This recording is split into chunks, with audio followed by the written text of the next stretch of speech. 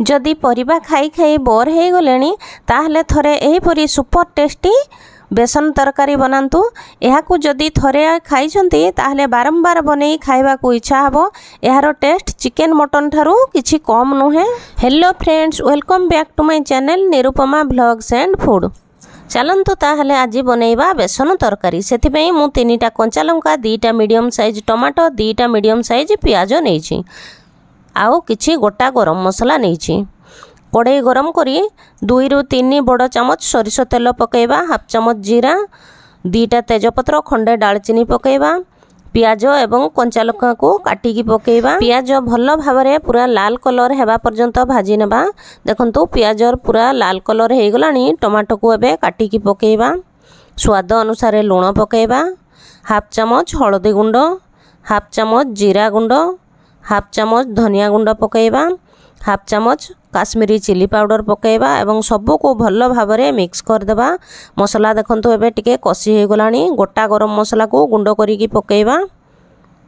पियाज एवं टमाटो भल भावरे सिझिबा पई गोटे ग्लास पानी दे भल भावरे मिक्स करी कवर कर देबा। 2 चामच अदा रसुण पेस्ट पकई आउ टिके मिक्स कर देबा एवं गैस रो फ्लेम को लो टू मीडियम रे रखी आउ किछि समय कवर कर देबा। मझिरे मझिरे कवर काढ़ी मसला को टिके भल भावरे एपरी घसी घसी मिसई देबा जेमिति कि पियाज भल भावरे पेस्ट हे जिवो। मसला रेडी हेबा भितरे एपटे आमे गोटे कप बेसन को एपरी गोटे जाली रे भल भावरे छाणी नेबा। गोटे चामच सरिष तेल पकेबा, स्वाद अनुसार लूण, गोटे चामच अदा रसुण पेस्ट, हळदी गुंड, जीरा गुंड आउ लंका गुंड पकई भल भावरे हाथ रे एपरी घसी घसी मिसई देबा। बेसन रे अल्प अल्प पानी देई ताको पूरा सुखिला सुखिला टाण टाण पूरा चकटी नेबा। एथिरे बेसी पानी दरकार हबनी। देखंतु एहीपरी पूरा टाण करी बेसन को चकटी नेबे।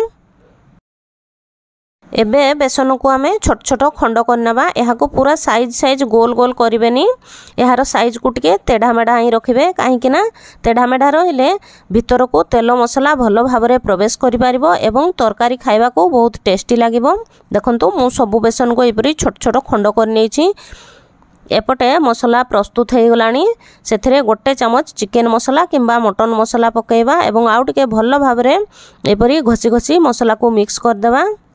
एपटे मसला प्रस्तुत हेबा भितरे मु गोटे पैन रे किछि रिफाइन तेल गरम कर नेछि। बेसन खंड को टिके फ्राई करनेबा। एहा बेसी समय लागिबनी फ्राई हेबा पई। टिके कंचा बासना गले ताको बाहर करनेबा। देखंतु 2 मिनिट परे एहा एबे फ्राई हे गलानी। गोटे प्लेट को बाहर करनेबा। देखंतु एहा पूरा चिकेन पकोड़ा परी देखा जाउछि। एपटे हमरो मसला रेडी हे गलानी। पियाज टमाटो भल भावरे मिक्स हो जाइछि। सेथिरे एबे 1.5 ग्लास पानी दे देबा एवं झोल को टिके फुटिबा पई छाडी देबा। झोल टिके फुटी गला परे सेथिरे आमे बेसन खंड को पकेइबा। भल भावरे मिक्स कर देई लो टू मीडियम फ्लेम रे 5 मिनिट कवर करी सिझिबा पई छाडी देबा। देखंतु एबे हमरो तरकारी रेडी हो जाइछि। टिके अधिक झोल रखिथिबे, काहे कि ना ठंडा हला परे बेसन सब झोल को टाणी देबो। देखंतु पूरा चिकेन तरकारी परी देखा जाउछि। एहा खाइबा को बहुत ही टेस्टी लागि थाए। एहा को आपण भात, रुटी, पराठा सबुथरे खाई परिबे। ठंडा हला परे देखंतु सब झोल तक टाणी नेछि। भिडियोटी भल लागुथिले गोटे लाइक, शेयर एवं कमेंट करंतु।